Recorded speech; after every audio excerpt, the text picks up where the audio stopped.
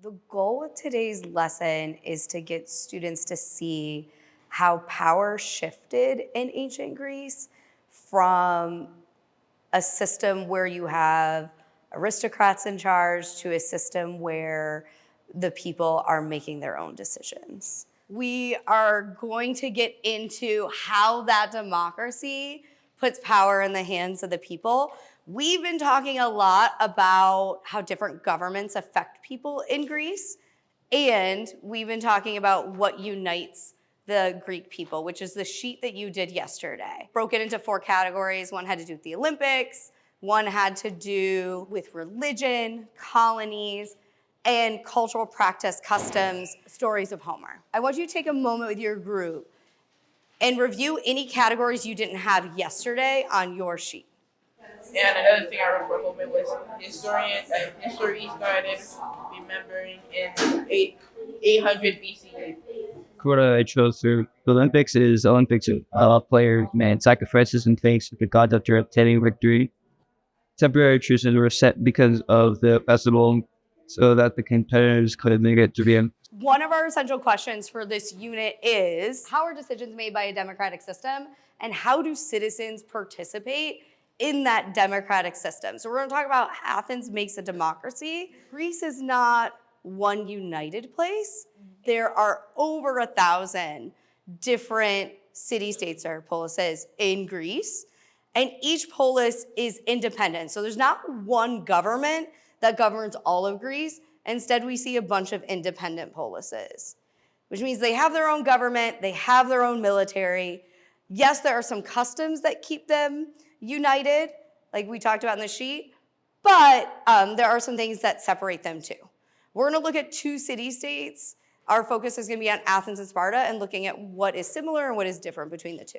Let's think, what do we know about Athens and Sparta that we can put down on our question launch? Our question launch is, how do Athens and Sparta shape the lives of their people and the history of Greece? The launch question was getting students to think about how Athens and Sparta shaped the lives of the people and shaped history.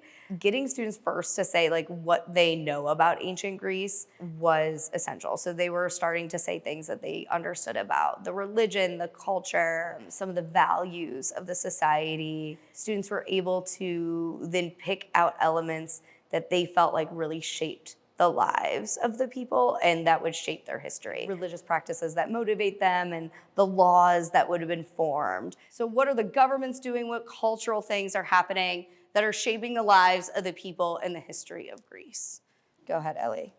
I think that like Athens also valued the like being able to fight, but they also valued like being healthy and having like knowledge. Mm-hmm.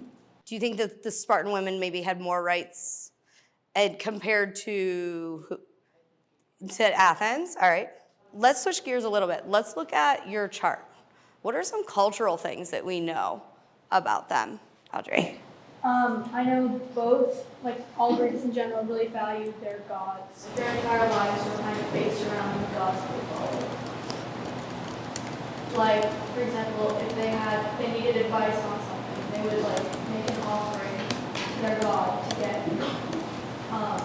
advice for it. All right. Make offerings to gods to get advice. Let's stick with the religion theme for a minute. What other things do we know about religion? Gabby. Cultures, they had 12 different gods who they would go to for different reasons, and most people worship one god over another. Yeah, I'm gonna go with 12 main gods because there's more than that. Different roles, and people would go to them for different advice that they would give. Okay. We're saying gods, plural, a bunch. What is that called when you believe in multiple gods? Let's go Olympics. What do we know about the Olympics? The Olympics who choose skills of combat like running, boxing, and wrestling. Think about how the Olympics might shape the people's lives or shape their history. What's something you have that will kind of make that connection? Ellie. Well, when the Olympics were happening, the polis had like a truce, and so there would like, if there was like any fighting, it would like probably get paused, and so it might like regain some like community and like peace for the common people. So they can participate. And if we're going to try to answer this question, how did Athens and Sparta shape the lives of their people in the history of Greece? We need to come up with some smaller questions to get us there. So what do we want to know about how the people's lives are shaped in these two places, or how their history unfolds? Esther. How did their daily lives look like, and did they have any specific routines that they had to follow?